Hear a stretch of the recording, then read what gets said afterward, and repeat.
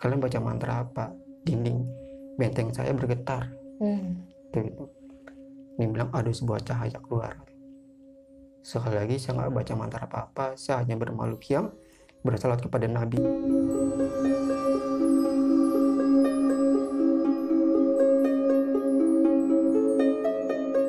Assalamualaikum warahmatullahi wabarakatuh. Selamat datang di segmen Malam Jumat Miku. Malam ini spesial banget. Gue kedatangan tamu YouTuber dari channel Diskusi Alam ya Bang ya. Iya. Dengan Bang siapa? Bang Duai. Oke, Bang Duai. Nah, kalau boleh tahu channel Diskusi Alam ini isinya tentang apa sih Bang? Sebenarnya background kita sebenarnya ziarah. Terus alih ke horor gitu. Oh. Ya kita pindah alih ke horor kan. Karena banyak yang lebih banyak menunjukkan horor ternyata. Tapi tetap konten ziarah itu tetap ada insya Allah. Oke, nah tuh guys jangan lupa dikepo-kepoin, like, subscribe channelnya Diskusi Alam, dan ada penelusuran juga kan ya Bang ya? Ada nanti kita. Ya, nah nanti gue akan ikut Bang Doi juga nih penelusuran. Selama ini tuh cerita terus ya kan. Nah gue nih pengen hal yang baru lah, pengen ikut penelusuran di channelnya Diskusi Alam. Makanya kalian harus kepoin. Nah malam ini Bang Doi mau ada cerita.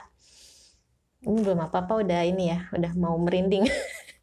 Cerita mistis Bang. Dengar-dengar punya kisah mistis di Camp Mandalawangi. Iya. Nah, itu gimana Bang? Coba bisa langsung diceritain aja. Oke, Assalamualaikum warahmatullahi wabarakatuh. Waalaikumsalam warahmatullahi wabarakatuh. Waktu itu kita mengadakan camping ground, tepat di tahun 2019. Waktu datang itu kita nggak langsung ngadakan acara, kita seperti biasa kita acara camping ground itu nggak di lomba dulu. Waktu pertama datang itu nggak tahu tiba-tiba fokus sama sebuah batu. Situ ada musola. Samping itu ada batu. Nggak tahu entah kenapa itu selalu fokus ke batu itu terus. Itu di pos berapa Bang? Itu kita nggak di pos, kita di lapangan langsung. Oh di lapangan, Iya. udah langsung di lapangan Mandalawanginya? Iya. Oh terus Bang? Nah itu akhirnya berjalan gitu, kayak tinggal yang lomba dulu gitu, sholat maghrib. Nah kita masih nggak tahu kenapa gitu. Fokus aja tuh di batu, ada apa di batu. Hanya kita samperin, kita duduk. Ternyata ada sosok di situ. Saya dudukin, saya bilang ayo duduk bareng-bareng yuk, masa gue bilang gitu. Gitu nggak ganggu, kita nggak ganggu bilang gitu. Akhirnya nggak apa itu, saya duduk aja di sampingnya dia. Dan gitu anak-anak lagi pada masak karena waktu itu tempat batu itu ada di dapur umum. Oke. Ya, buat masak-masak anak-anak wanita lah gitu. Gitu. Terus saya masuk lagi ke tenda. Dan itu tenda itu saya masih fokus di batu, dan yang di batu itu sepertinya bikin interaksi, tapi malu, namanya juga cewek gitu. Iya. Ya malu. Hanya habis masak-masak kita mau ngadain acara makan malam, terus mengadain baca-baca ala berjanji, setelah habis sholat isya gitu, berjanji. Berlangsungnya acara pembacaan arbar janji itu salawat Nabi. Tiba-tiba pas di waktu di Mahalul Qiyam kita berselawat, situ ada sesuatu yang nggak saya terima dan nggak saya pikir ini bener apa enggak, apa kenyataan apa enggak sih gitu. Susah diterima nalar gitu ya. Saya cuma gitu. Begitu saya sampai buka bab waktu itu. Buka bab. Bilang saya di situ selalu istighfar, ini percaya, saya nggak percaya ini bener nggak sih, bilang gitu. Dan itu saya ngeliat kondisi anak-anak terus bermakhluk yang baru. Gitu. Ya udah gitu. Saya pikir takutnya mereka mengacam anak-anak. Selalu dengan cara saya protek diri, dengan protek juga pak teman-teman juga. Di situ saya protek, di situ saya bilang dalam diri saya gitu, biarin saja saya ketujuh saya aja, jangan lain, saya bilang saya protek diri saya terus. Akhirnya pas makhluk yang makan rapi, saya sempat nggak ngabisin makan waktu itu, perasaan sudah nggak enak sama sekali karena kejadian itu benar-benar yang saya alami luar biasa juga. Saya sempat percaya nggak percaya. Saya masuk ke tenda, saya diam di situ, saya masih mikirin terus kalau memang benar-benar kami ganggu, maaf gitu. Setelah saya mengucap begitu, lalu ada sesosok datang tepat di tenda saya. Karena saya buka tenda saya, saya lihat dari kakinya dulu.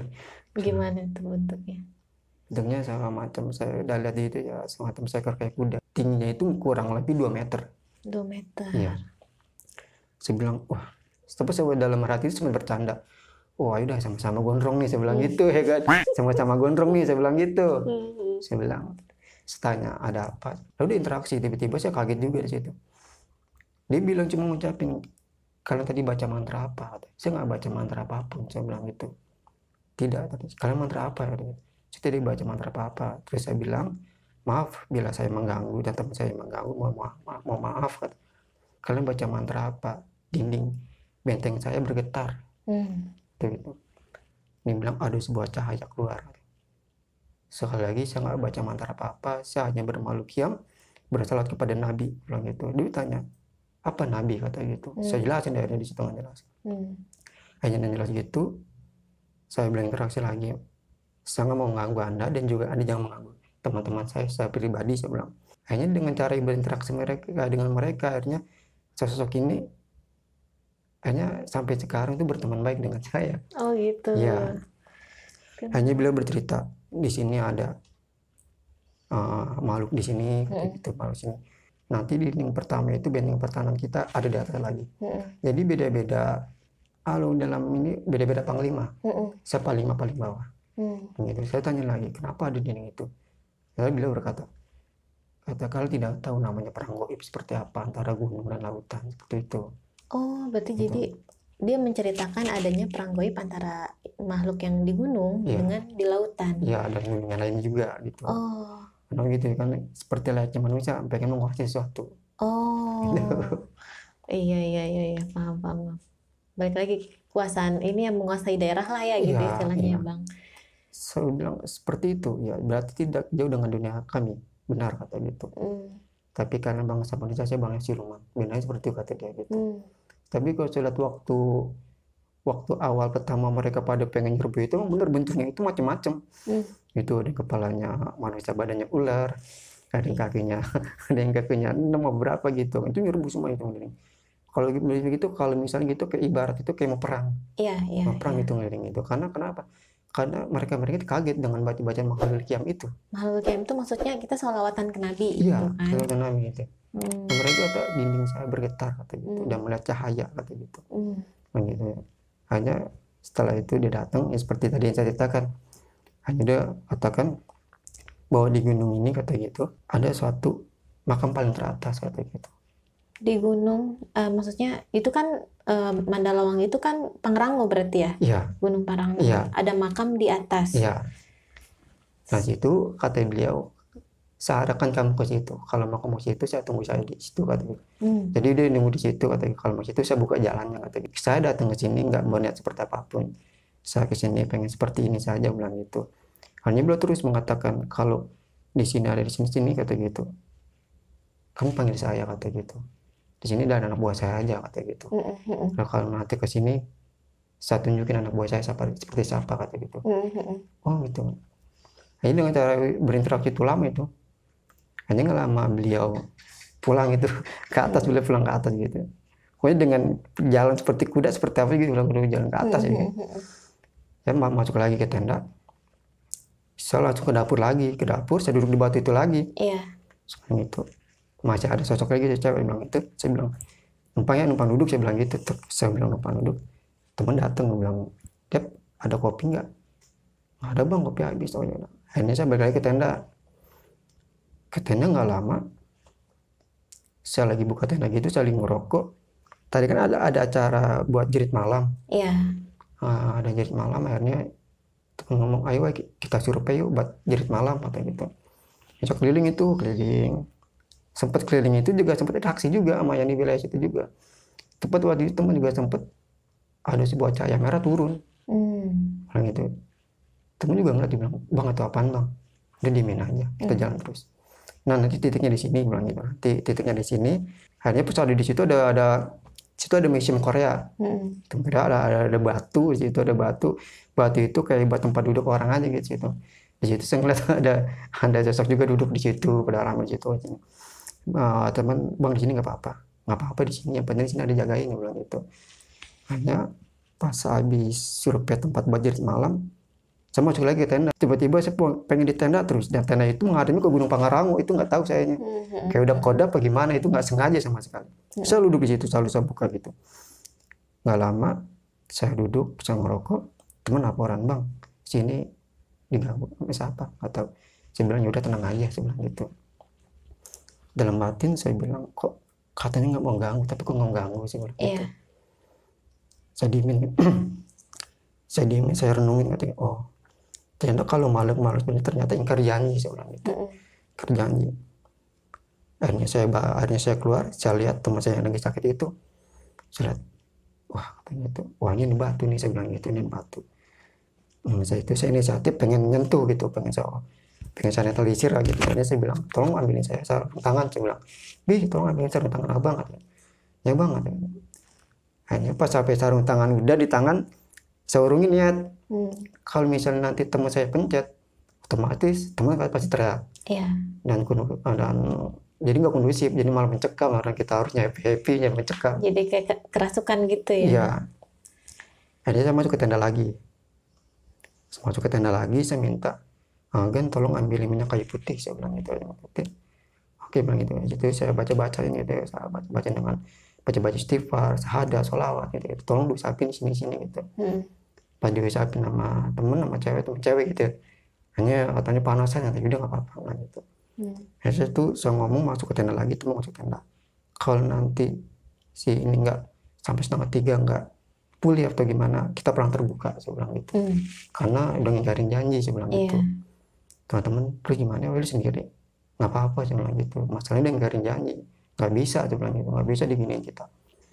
Hanya gitu, saya di situ sang renung gitu kan. Tiba-tiba saya panggil beliau, saya coba visualisasikan manggilnya gitu kan. Hanya beliau hadir lagi. Wah, hadir lagi nih, yang gitu. Kakinya tadi kayak kuda itu. Iya, ya, hadir lagi. Saya langsung sekak di situ. Gimana, katanya nggak ganggu, tapi teman saya diganggu.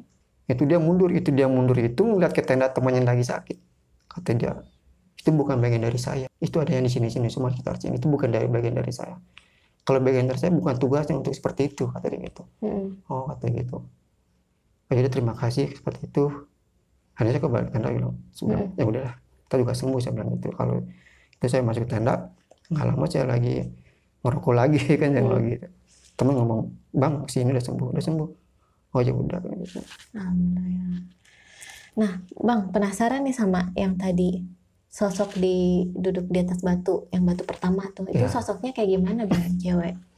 Itu cewek, tapi mukanya yang satu muda tapi setengah tua yang satunya. Oh, gitu ya? Iya. Jadi sini muda, sini udah nenek-nenek gitu. Iya. Makanya saya bilang, oh gini gitu. Nah, situ saya duduk aja, bilang depan duduk, bilang gitu. Mereka kata kita manusia punya hak juga di tempat itu. Benar. Selain itu aja bilang. Benar. Gitu. Ternyata satu kalau melihat dari temen, satu juga kecapean juga. Kecapean juga kan, kalau kecapean itu kan mudah. Ya, gampang. Gitu. Iya, gampang. Sama sih, saya juga kalau kecapean udah langsung langsung ngeliat gelas, wah itu udah ini banget. Terus bang, yang sosok di batu kedua tadi itu, yang habis survei untuk jurit malam ya, itu sosok apa ya yang abang lihat di situ? Di situ sosok sama juga situ. Tapi di situ ada anak kecilnya juga. Oh, ada anak kecilnya ya. Rupanya seperti biasa aja. Anak-anak biasa. Iya, anak-anak biasa. Begitu, mukanya pucat lah gitu. Karena kalau dibilang itu kayak satuan keluarga juga di situ. Oh. Iya. Karena di situ waktu kita survei, situ ada air terjun, tapi terjun itu masuknya terlalu terjal banget. Kita waktu itu sempat siang kita survei ke situ. Itu juga semua interaksi juga kita di situ. Tiba-tiba kita bisa kayak terjun itu, tiba-tiba ada yang ngikutin jalan nih, gitu. Nggak lama temen ngomong, bang, ada cewek ngikutin, terus aja bilang gitu. Nggak lama sih bilang, berhenti di sini, jangan ngikutin, saya bilang gitu. Terus saya ngikutin terus gitu. Ya, saya bilang, Jay, tolong jalan duluan aja. Terus ngikutin, saya bilang gitu. Tapi sosoknya nggak menyeramkan, dia sosoknya dia kayak dayang-dayang. Oh, maksudnya pakai kebaya kebaya atau kemben gitu, pakai selendang gitu. Ya, waktu itu warna merah marun waktu itu. Oh. Merah marun. Saya bilang berhenti, jangan ngikutin, saya bilang gitu. Nah, jadi ngikutin terus. Bilang gitu. Akhirnya saya pura-pura jongkok, pura-pura benerin sepatu. Saya bilang, mau apa, saya bilang gitu. Dia bilang cuman, saya mau kenal, katanya. Mau kenal sama siapa? mau saya apa sama teman saya bilang gitu ya kan. Mm-mm. Bilang gitu ya kan, saya mau kenal aja, nggak bisa bilang gitu, kita beda alam. Mm-mm. Kalau mau kenal nggak seperti ini caranya, saya bilang gitu ya kan. Itu lebih baik berhenti di sini aja, jangan ikutin saya, gue bilang gitu. Mm. Jadi dengan cara itu udah nggak ngikutin lagi itu Nggak kan, ngikut. ngikutin lagi itu. Itulah gitu. Itu kalau boleh tahu itu acara apa sih Bang? Maksudnya ke situ ada apa lomba judit Iya, malam segala macam. kita sebenarnya situ mengadakan tafakur dan tadabur alam. Oh, tadabur alam. Iya, Untuk maksudnya sekolah atau pengajian. pengajian, majelis. Oh, majelis. Iya, pokoknya majelis. Oh, wah, seru tuh. Kita ngadain itu kalau majelis itu setiap setahun sekali. Oh, setahun sekali. Iya, Hmm. setahun sekali. Hmm. Sampai sekarang pun dengan sosok itu kita berteman lagi. Hmm. Itu tahun berapa Bang waktu itu? Tahun 2019. 19. Iya, 2021 ini udah tadabur belum. alam? Oh, belum. Karena ini Iya, COVID ya. iya, tahun 2020 udah kemarin kita ke Gunung Bunder. Gunung Bunder. Oh, iya. Kita Tahu, juga tahu. sempat ekspedisi juga di situ di apa namanya? Di kali itu kata orang-orang itu dapat infonya di situ ada korban bunuh diri. Oh. Dan di jembatan itu juga katanya ada sosok juga banyak.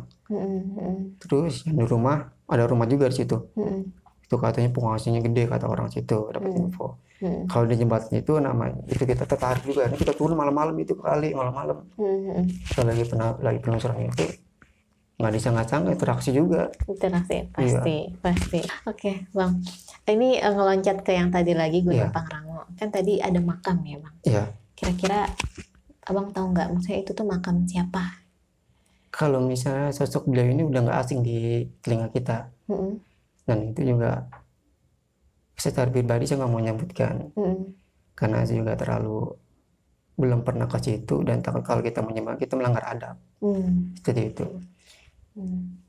Soalnya saya juga pernah dengar Bang, kalau misalnya kayak makam para wali, Iya. syekh atau pemuka agama di zaman dahulu itu memang mereka makamnya tuh di tempat-tempat yang jauh gitu ya. Iya. Ada yang di atas gunung, ada yang memang katanya di dasar lautan. Iya. Saking pengen tersembunyi gitu. Iya.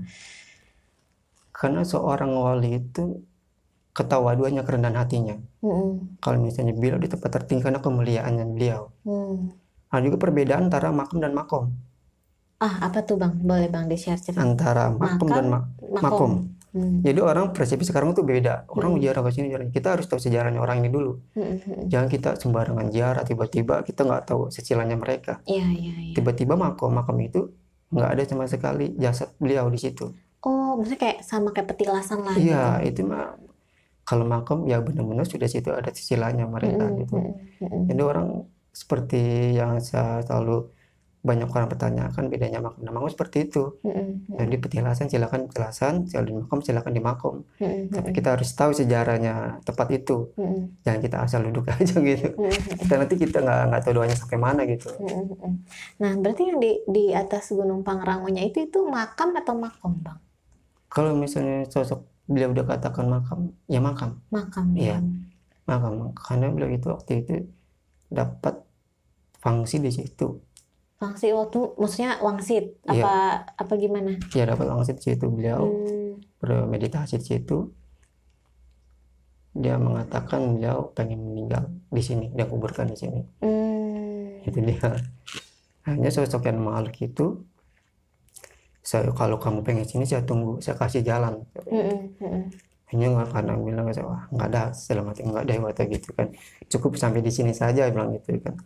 Saya kira kalau kita berteman baik silakan berteman baik aja gitu. Hanya kita berteman baik sampai sekarang. Jangan sosok itu waktu itu ngasih kenang-kenangan juga. Aduh, kalau boleh tahu apa tuh Bang kenang-kenangannya? Kadang-kadang nggak juga waktu itu habis asar kita pengen prepare pulang balik. Habis sholat asar itu saat waktu itu udah tiba-tiba sekitarnya bau melati. Apa nih bilang gitu, ada apa nih bilang. Saya lihat ke belakang ternyata beliau datang lagi tapi dikawal. Nggak sendiri tapi dikawal. Saya cuma bilang kalau kamu pengen sini lagi saya tunggu di sini, saya sambut kamu di sini. Jadi saya bilang terima kasih, saya bilang gitu. Kalau Anda sudah mau berteman baik dengan saya bilang gitu. tolong jangan ganggu saya lagi, saya bilang gitu. Tapi tetap kalau kamu mau ke sini saya tunggu.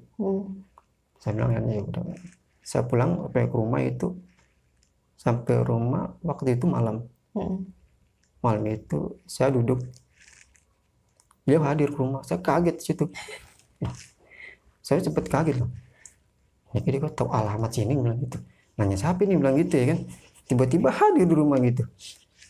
Dia nanya siapa nih, bilang gitu ya kan. Jadi merinding. Soalnya pernah ngalamin, nanti kita off kamera, gue pengen sharing terus bang. Merinding lagi. Ya gitu dibilang, kamu kalau butuh saya bisa bantu kamu, katanya. Membantu dalam hal apa, kata gitu. Dalam hal yang benar kamu nggak bakal tahu nantinya, gitu. Dan itu nanti saya akan panggil Anda kalau sebenarnya saya butuh, orang itu. Halnya bilang ngasih sesuatu kenang-kenangan. Itu warnanya warna hijau, waktu itu warna hijau. Batu. Iya. Warna itu warna. Anda simpan sebagai tanda kenang-kenangan, katanya. Iya. Maksudnya oke. Ya saya simpan. Kalau menurut saya, kalau sesuatu yang dikasih siapapun yang kasih dengan ada unsur-unsur seperti itu, kalau saya nggak peduli, saya taruh aja. Saya nggak taruh aja gitu. Saya taruh, saya khususkan, bukan saya benar-benar saya harus pertuhankan gitu. Iya, kayak dirawat, terus dikasih apa segala macam. Janganlah, itu mah musyrik ya bang. Iya benar. Hanya saya dikasih, saya taruh. Beliau pulang. Hanya beliau bilang itu. Dalam hati saya, kok sampai begini amat sih, sampai datang emang gitu kan. Yang gitu. Sebelum itu emang sebelum pulang itu malam ketiga kali itu datang ke tenda lagi, yang ketiga kali gitu. Dia nanya, saya bilang kok datang lagi sini. Dia tuh muter-muter di tenda aja. Ngapain muter-muter? Saya buka jendela lagi, saya bilang ada apa? Dia bilang, kamu siapa? Saya bukan siapa-siapa, katanya gitu. Bilang gitu, kamu siapa? Saya bilang lagi, saya bukan siapa-siapa, saya bilang gitu. Saya hanya orang biasa, saya bilang gitu. Di belakang kamu siapa? Nggak ada siapa-siapa, saya bilang gitu ya kan. Dia cuma bilang, aku bilang gitu. Dia cuma waktu itu bilang Pajajaran waktu itu. Gitu. Maaf sekali lagi, saya bukan siapa-siapa, bilang gitu. Anda jangan terlalu mendetek saya bilang gitu. Sekali lagi saya bukan siapa-siapa, bilang gitu. Saya hanya orang biasa, bilang gitu. Hanya beliau menarik lagi ke atas lagi gitu. Saya periksa, ada apaan sih nih, saya bilang gitu. Saya periksa, waktu itu saya pakai amater Al-Muzaik waktu itu. Saya bilang, oh iya ternyata saya bawa sesuatu. Itu saya nggak sadar, bilang, kok ada di sini bilang gitu. Kapan bawanya, bilang gitu. Saya juga heran, kapan bawanya nih, bilang gitu. Oh pantesan yang lihat ya, bilang gitu. Yang itu udah biarin aja, bilang gitu. Saya bilang biarin aja. Waktu itu dapat, waktu itu saya waktu di Kebun Raya Bogor, dapat dari seorang guru juga, dapat itu kan. Orang guru katanya buat kenang-kenangan nih, katanya pegang itu kan. Waktu itu saya digemblengi di situ, digemblengi. Jadi berkata kayak candra di mukanya lah di situ. Jadi kalau setiap malam Jumat saya selalu di situ. Ternyata kalau baru tahu itu, ternyata Kebun Raya Bogor itu ternyata di malam-malam itu banyak orang ziarah di situ. Itu. Yang tadi tuh bang, yang tadi ternyata kelupaan bawa itu, maksudnya di alma maternya itu ada batunya gitu. Ada apa atau apa? Ada apa ya, kalau dibilang ada stempel. Stempel? Ada semacam kertas. Itu dari belakang Kebun Raya Bogor. Nah, di sesuatu yang goib juga sebenarnya. Gitu. Ya kayak ada itulah tit gitu ya, yang berhubungan dengan goib ke bawah, makanya dia ngelihat dananya berulang kali, itu siapa. Oke deh, wah bang seru banget nih, nanti kita lanjutlah di off kamera. Nah kalian yang penasaran sama Bang Duai bisa kepoin lagi di YouTube-nya Diskusi Alam. Dan mungkin malam Jumat Minggu sampai sini aja. Sebelumnya terima kasih ya Bang sudah mau berkenan diundang ke sini. Pokoknya tungguin Diskusi Alam. Nanti gue akan explore ke sana bareng Bang Duai. Oke deh. Gue Milda pamit undur diri. Bang Duai dari Diskusi Alam juga. Sampai jumpa di video selanjutnya. Wassalamualaikum warahmatullahi wabarakatuh.